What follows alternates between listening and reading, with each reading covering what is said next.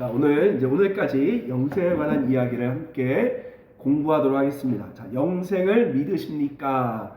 라는 제목으로 다시 한번 보도록 할게요. 우리가 일반적으로 교회에서 배우는 영생과는 다른 이야기예요. 자, 볼게요. 1번.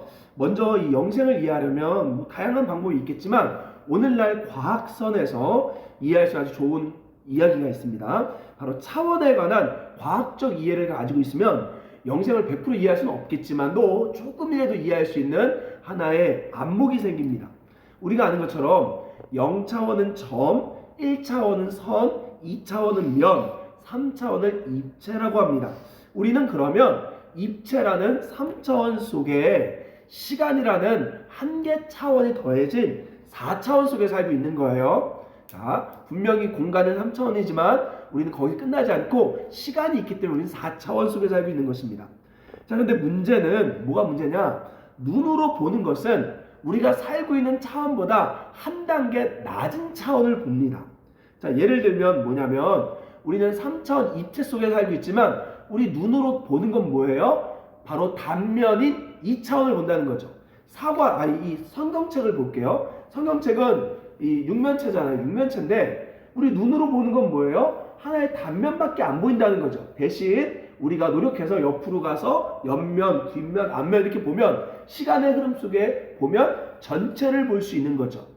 자, 그러면 반대로 이 성경책이 2차원으로 가면 뭘로 보일까요? 자, 2차원은 한 단계 낮은 거 본다 그랬죠? 그럼 1차원 뭐죠? 선. 그럼 아마 성경책은 제가 이렇게 손을 가리면 여기 이렇게 요 색깔의 요 선으로만 보인다는 거예요.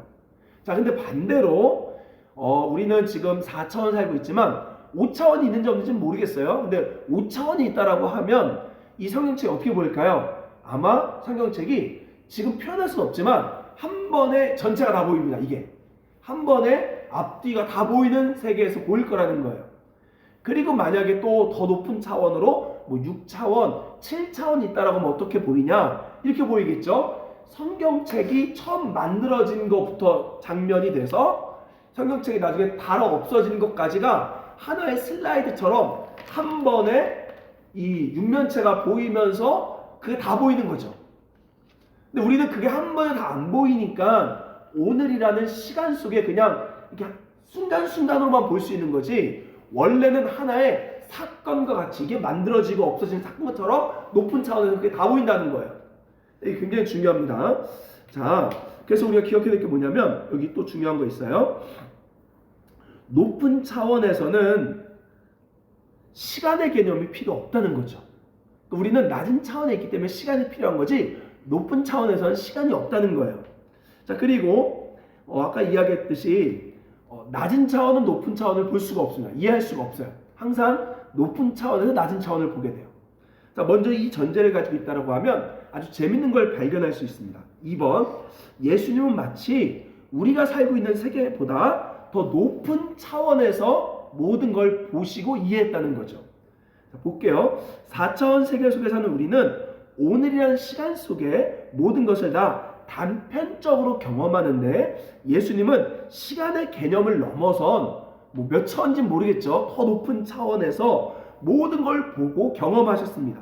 자, 몇 가지 그 예를 성경적으로 찾아드릴게요. 자, 첫 번째, 요한복음 1장. 요한복음 참 재밌어요. 요한복음은 시간에 관한 이야기합니다. 태초에 말씀이 계시니라 해서 태초에서부터 시작하는 거죠.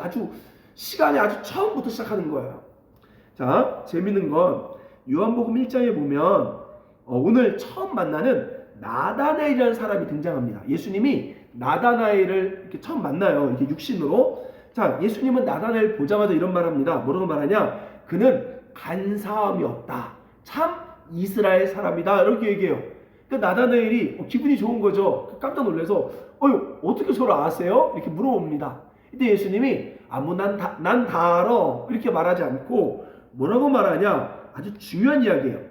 예수님은 빌립이 너를 부르기 전에 내가 무화과나무 아래 있는 것을 보았다고 말합니다. 이게 무슨 말이냐면 나다나엘이 예수님을 만나러 온 게 아니라 빌립이라는 나다나엘의 친구가 나다나엘 찾아가서 야야야, 지금 우리가 기다렸던 그 메시아가 온 것 같아 하고 데리고 왔단 말이에요.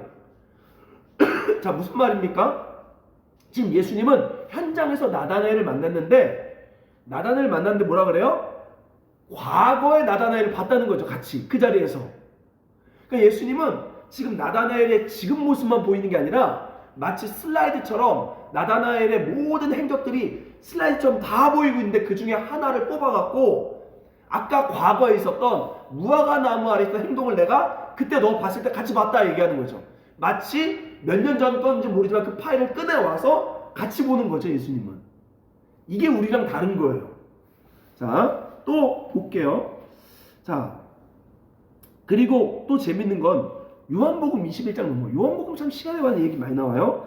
예수님께서 베드로에게 이제 한참 이제 베드로가 예수님을 이어 이제 사도가 돼야 돼요. 목양 사역을 주는 이야기가 등장합니다. 너 이제 내 양을 키워라, 내 양을 먹여라, 뭐 이렇게 얘기한다는 거죠. 한참 베드로가 젊었을 때죠. 잘 나갈 때요. 이제는 예루살렘 교회 이제 담임 목사 하려고 준비하고 있을 때죠. 자, 그때 예수님 뭐라고 말하냐? 그가 몇십 년 뒤에 어떠한 죽음으로 하나님께 영광 돌릴지 얘기합니다. 뭐라고 말해요? 내가 젊었을 때 네 뜻대로 살았으나 나중에는 어떻게 해요? 꼭 십자가에 매달려 죽는다라고 예수님이 얘기하잖아요. 그러니까 예수님은 지금 이제 앞으로 사역해야 될 베드로만 보이는 게 아니라 베드로의 그 마지막까지가 예수님 차원에서 나 보인다는 거예요. 이해되십니까? 이게 지금 우리와 보는 게 다르다는 거죠. 우리는 그게 시간의 흐름 속에 몇십 년 지나서 일어날 일이지만 예수님은 몇십 년 지나서 일어날 일이 아니라 그 베드로를 하나의 사건의 개념으로 보기 때문에 이거를 여기 있던 거 파일을 여기 있던 파일을 그냥 다 끄집어 와서 바로 볼 수 있다는 거예요. 말할 수 있다는 거죠. 이게 예수님이 지금 우리와 다른 차원에서 보고 말씀하는 거예요. 즉 예수님은 우리처럼 그 사람의 현재 모습만 보는 게 아니라 과거부터 미래까지 마치 한 사건으로 보셨습니다. 자, 즉 예수님은 따라서 시간의 개념을 넘어서 차원에 계시다는 거죠. 자, 더 흥미로운 건 그건 사람만 적용될 게 아니라 물체도 그렇게 보인다는 거예요. 자, 그 대표적인 예가 아까 제가 주일에 얘기했듯이 헤롯 성전입니다. 자, 마가복음 13장에 보면 예수님의 제자 누군지 몰라요. 그중 하나가 자랑하고 싶었던 거예요. 예수님, 저 화려한 헤롯 성전 보세요. 어때요? 이렇게 자랑한단 말이에요. 자, 이때 예수님 뭐라고 말하냐? 이 자랑했을 때가 정확히 몇 년도인지는 모르지만 예수님의 공생의 사역을 보면 대략 AD 30에서 33년 사이라는 거죠. 자, 그런데 예수님은 이 화려한 성전을 보고 무너질 것을 말합니다. 자, 그건 실제 역사 가운데 AD 70년에 일어날 일, 그러니까 최소 40년 뒤에 일어날 일을 예수님 벌써 말했다는 거예요. 왜냐하면 예수님은 미래를 말한 게 아니라 그 성전이 마치 하나의 사건처럼 지어진 것부터 시작해서 없어진 것과 다 보이고 있다는 거죠. 예수님은. 예수님한테 미래의 일이 아니에요. 그 하나의 사건으로서 다 끝나버린 일이라는 거죠. 그래서 예수님은 얘기하죠. 돌 위에 돌 하나도 남지 않을 거다라고 예수님 말했다는 거죠. 너무 재밌는 거죠. 도대체 예수님은 어느 차원에 계실까요? 우리가 상상할 수조차 없는 차원에 있음을 우리는 알아야 됩니다. 어떻게 할 수 있냐? 요한복음 10장에 보면 또 요한복음이 또 등장하죠. 그거 참 신기해요. 시간은 요한복음이에요. 예수님은 자기 십자가의 죽음이 이스라엘, 그러니까 무리에게 속하지 않는 다른 양들에게도 해당됨을 알고 있었다는 거죠. 즉 2000년 전 이스라엘에서 예수님은 벌써 오늘 대한민국에 있는 나, 여러분, 그리고 앞으로 태어날 내 후손들까지도 벌써 2000년 전 예루살렘에서 다 보고 있었다는 거예요. 그러니까 이거는 우리가 알고 있는 차원은 이거는 막 계산이 안 되네요. 몇 진법을 해도 안 될 것 같아요. 이거는 뭐 5차원, 6차원, 7차원을 넘어서. 왜냐하면 그건 하나의 과거부터 현재만 보는 그게 아니라 시공간을 넘어서는 모든 것들을 그냥 예수님은 입체적으로 다 볼 수 있는 거죠. 이게 참. 와, 이거 우리의 논리로는 이거 도저히 이게 어떻게 한 사람이 그걸 다 볼 수가 있지? 이해가 안 되는 거예요. 이게 이해가 안 돼요. 그러니까 제발 마치 그냥 과학은 하나의 이해하는 거에 조금만 도와주는 거지 마치 과학으로 성경을 다 풀 수가 없다는 거예요. 이거는 아직까지도 과학은 이 하나님 나라 이걸 따라갈 수가 없어요. 사실은. 그러니까 우리는 과학을 너무 맹신해서 안 돼. 그냥 과학은 이해할 수 있는 아주 작은 통로일 뿐이다. 이렇게만 봐야 된다는 거죠. 그러니까 천국은 도대체 우리 기준에서는 몇 차원이나 알 수 없어요. 아마 막 몇백억 차원일 수 있어요. 진짜. 이거는 여러분이 영화 뭐 인터스텔라 이런 거는 아주 후진 차원입니다. 그건 비교가 안 되는 거예요. 이건 진짜로. 감히 상상할 수가 없는 거죠. 자, 예수님은 그런 초입체적으로 모든 걸 봤다는 거죠. 어마어마한 거죠, 사실은. 자, 3번. 예수님에게는 그러므로 시간은 존재하지 않습니다. 시간의 흐름은 존재하지 않습니다. 이것이 영생을 이해하는 핵심입니다. 자, 영생, 바로 이터널 라이프는 단순히 불멸의 존재로 살아가는 삶을 말하기보다 시간을 초월한 개념을 말하는 것입니다.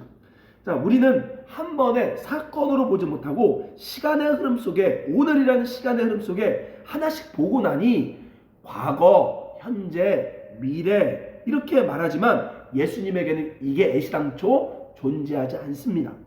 자, 그래서 예수님 마태복음 6장에 내일 일을 염려하지 말라 하신 것입니다. 왜냐? 애시당초 내일은 없는 것입니다. 사람이 태어난 순간부터 저와 여러분은 이미 죽음이 같이 결정되어 있습니다.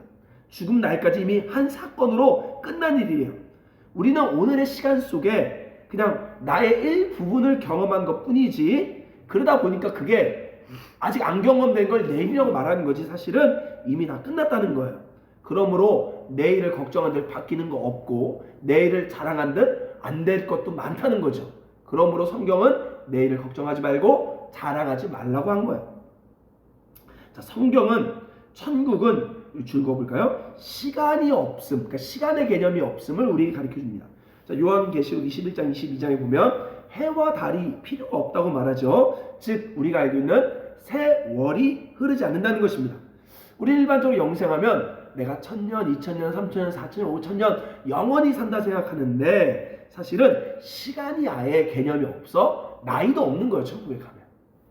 자, 그리고 고린도전서 13장 12절은 아주 놀라운 통찰력을 이야기합니다. 자, 뭐라고 말하냐? 주님을 만나는 그날이 되면 이런 얘기하죠. 주님이 우리를 아는 것 같이. 그러니까 주님이 우리를 어떻게 알아요? 주님이 우리를 보는 걸 어떻게 봐요? 우리의 과거, 현재, 미래 이것만 볼 뿐 아니라 우리의 심령까지 전 입체적으로 보듯이 그날엔 우리도 주님이 그렇게 보듯이 우리도 그렇게 될 것이다 라고 얘기한다는 거죠. 와, 너무 감히 상상할 수 없는 그런 차원으로 우리도 들어가게 된다는 것을 성경 우리에게 약속하고 있는 것입니다. 자, 이것은 1차적으로 아까 말했듯이 하나님을 온전히 알게 되는 뜻도 있지만 동시에 하나님이 나의 과거부터 미래를 한 번에 보는 차원에 계신 것처럼 우리도 그렇게 이해할 수 있는 지각이 생긴다는 것도 포함된다는 얘기죠. 자, 그렇다면 천국은 하나의 장소적 개념보다는 다른 차원으로 우리는 이해해야 합니다. 즉 시간의 흐름을 넘어 모든 것을 이해하고 볼 수 있는 차원, 그것이 영생을 이해하는 아주 지극히 작은 일부 개념이라는 거예요. 그러니까 이게 다라고 하면 안 돼요. 아직 몰라요, 그건 몰라요. 그러나 아주 작은 일부 개념 중 하나가 시간의 개념을 넘어서고 모든 걸 다 이해하고 볼 수 있는 차원이 바로 천국이다. 자, 네 번째, 이건 완전 직접적인 연관은 아닌데 하나의 예수님의 삶이 실제임을 증명하려고 제가 갖고 온 거예요. 자, 중력을 거스르며 무리를 걷는 예수님에게 일어난 일. 자, 신앙인들은 사실 예수님이 무리를 걸었다는 기적은 아무렇지 않아요. 왜냐하면 별로 이제 의심되는 것도 없고 그냥 뭐 당연한 거라고 생각한단 말이죠. 자, 그런데 사실요, 이걸 좀 더 지성을 가지고 보면 굉장히 재밌는 일입니다. 무리를 걸으려면 첫째는 중력을 극복해야 합니다. 자, 중력은 우리가 아는 것처럼 이 줄 읽어볼까요? 시간과 공간의 왜곡에서 발생해요. 이건 아인슈타인이 발견한 겁니다.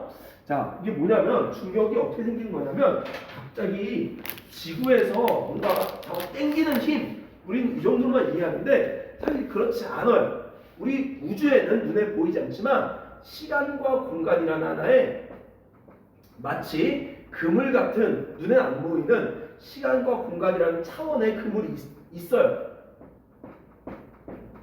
여기에 아주 질량이 무거운 행성이 가운데 있어요.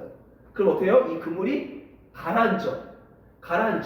그러면 예를 들어 여기 구슬을 놔요. 그럼 어때요? 구슬이 이 가라앉았을 때 이렇게 빙빙 돌면서 안으로 들어가죠. 마치 그거와 같아요.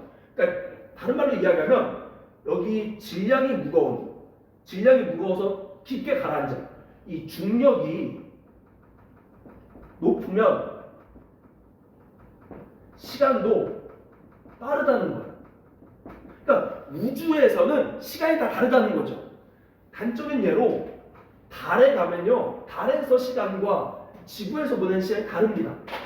제가 이게 찾아보니까 달은 지구보다 중력이 6분의 1인가 작죠. 그러니까 달에서 막 통통 튀잖아요. 이렇게 통통 튀잖아요.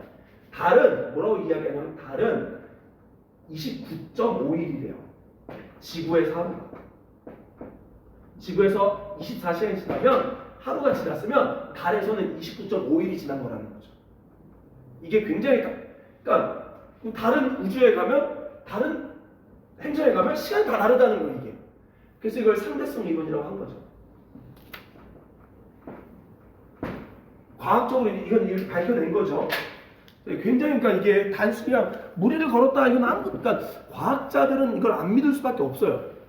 왜냐면 왜 안 믿을 수밖에 없냐면 지구에서 어떻게 중력을 거슬 수가 있냐는 거죠, 세상에. 근데 우리는 그냥 그런 과학적인 걸 안 믿는 신경 없고 우리는 오직 예수만 믿으니까 무리를 걸었나 하고 넘어갔는데 사실은 이건 불가능한 일이라는 거예요.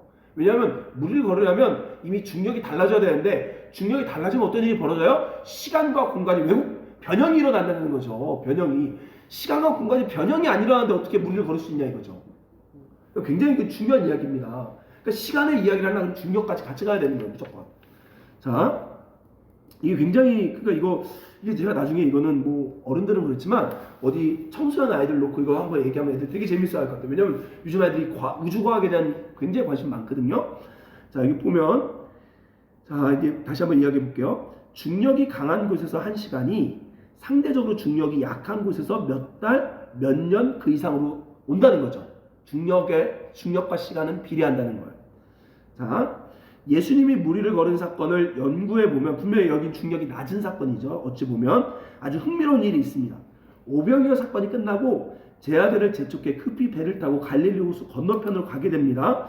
그 사이 예수님은 산에 올라가 오랜 시간 기도했습니다. 그리고 그곳에서 약 술이 떨어진 제 아들이 풍랑을 만나 힘겹게 노젓는 모습을 보셨습니다.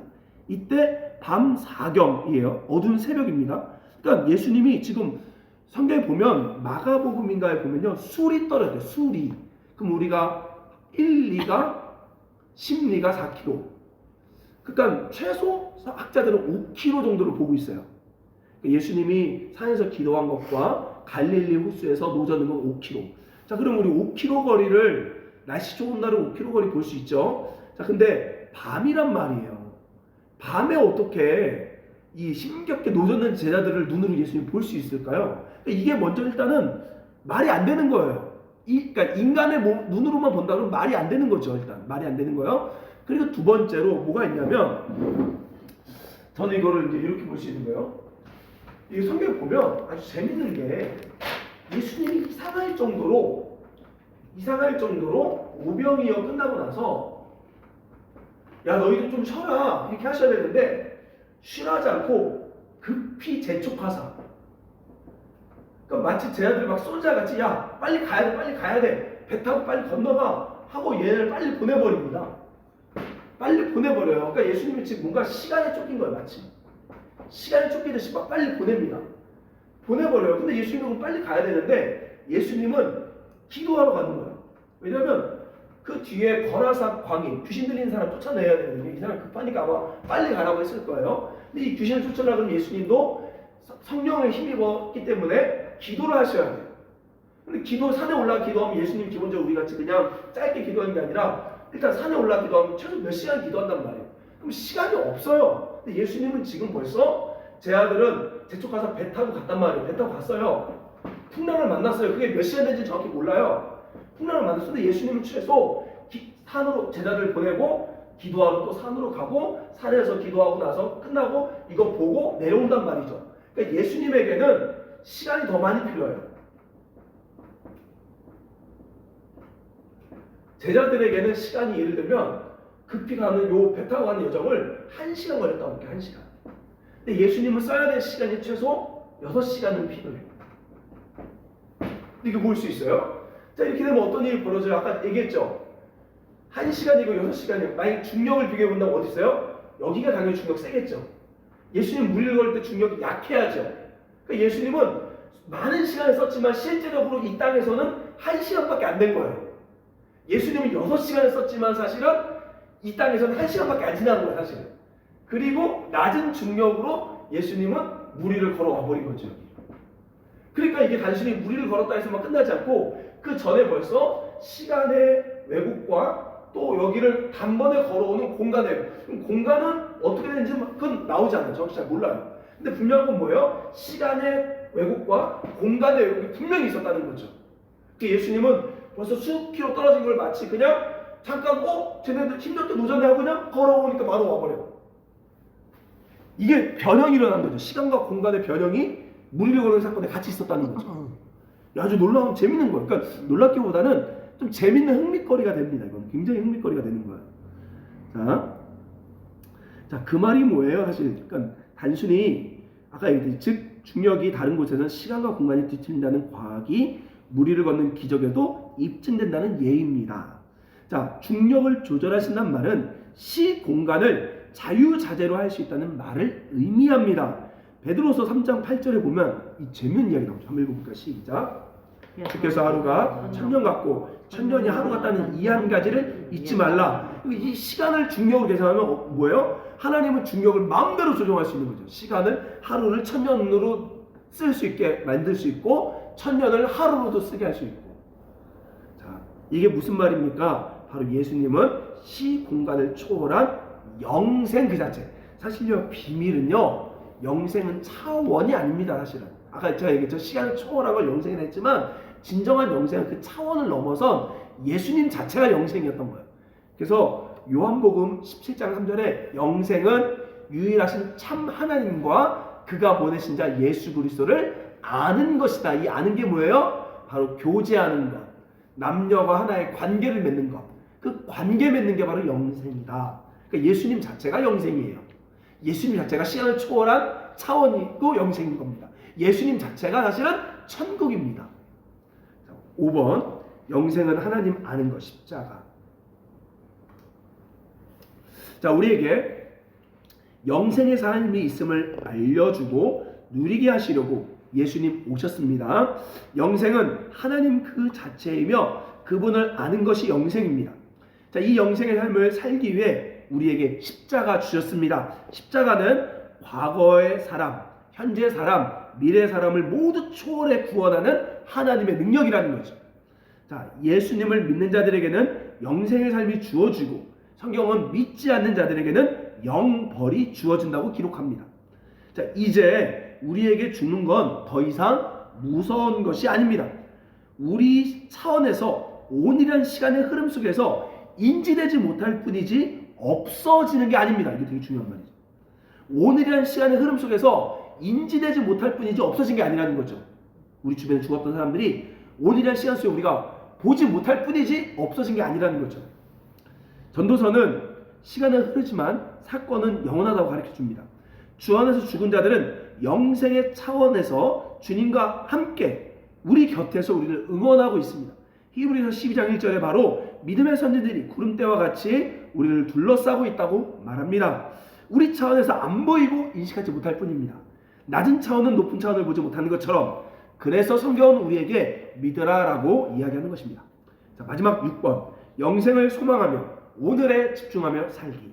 자, 이제 우리는 영생을 소망하며 꿈꾸며 살되 다시 오늘로 돌아와 집중해야 합니다. 왜냐? 우리 차원은 오늘만 경험되기 때문입니다. 하나님은 어제도 오늘도 내일도 영원하시지만 적그리스도는 요한계시록 17장 8절에 읽어볼까요? 시작. 이전에 있었으나 지금은 없고 장차 올 것이라고 말합니다. 자, 즉 뭐예요? 지금 없다는 거예요. 적그리스도는.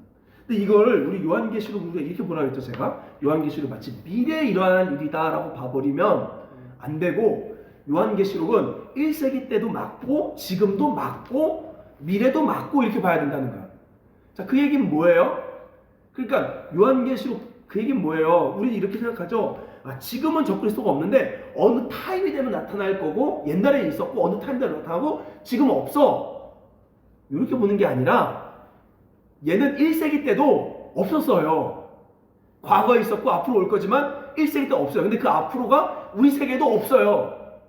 그러니까 적그리스도는 과거도 있고 미래도 있지만 사탄은 과거도 있고 미래도 잡지만 오늘이 없습니다. 이게 굉장히 중요한 이야기예요. 자, 무슨 말이냐? 성도들의 오늘을 도둑질합니다. 사이비 종교를 보십시오. 다 잘못된 종말론, 그 내일에 오늘을 빼앗아가는 거죠. 야금야금 갉아먹는 거죠. 그 다음에 악령들의 묶는 걸 보십시오. 내일에 대한 염려와 또는 지난 일에 대한 상처와 서운한 기억에 오늘을 빼앗아 묶어버립니다. 오늘을 소중히 여기며 나의 주어진 일에 수고하고 열매를 누리는 것, 첫 번째 중요합니다. 오늘을 어떻게 보내야 되느냐? 나에게 주어진 일을 수고하고 땀 흘려서 그 땀에 대한 열매를 내가 따먹는 것이 하나님이 우리에게 주는 선물이라고 성경은 이야기하죠. 자, 그리고 두 번째로 뭐라고 얘기하냐면 그 선물을 따먹고 나만 먹지 않고 그 열매를 주변과 함께 나누는 것이 이 땅에서 가장 아름다운 것이라고 또 가르쳐주고 있어요. 그것이 가장 행복한 것입니다. 이것을 우리는 뭐라고 말하냐? 사랑이라고 하는 거죠.